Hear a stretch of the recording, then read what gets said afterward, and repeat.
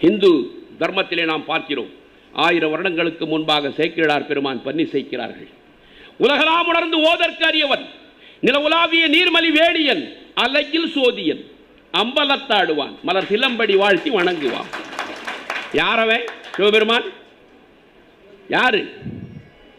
ஒளியானவன், ஜோதியானவன். ஒரு உருவம் என்பது ஒரு பாவனை, அவ்வளவுதான். இந்து தர்மத்தில் ஒரு பாவனை, அவ்வளவுதான். ஆவுடையார் கோயில் திருப்பெருந்துறை போறோம் நாமெல்லாம். எங்கே இருக்கிறது உருவம்? ஆவிதான் போயிருக்குது. அந்த ஆவிதான் போயிருக்குது மேலே. உருவம் கிடையாது. இதைத்தான் நியூ டெஸ்டமென்ட் சொல்லுகிறது, புதிய ஏற்பாடு. ஒளி ஆக கடவது என்றார், ஒளி ஆகிவிட்டது, வெளிச்சம் வந்து விட்டது. ஒளி ஆக கடவது, வெளிச்சம் வந்து விட்டது. இன்று இறை தூதரை, ஜீசஸை, Jesus world of the light அப்படின்றோம்.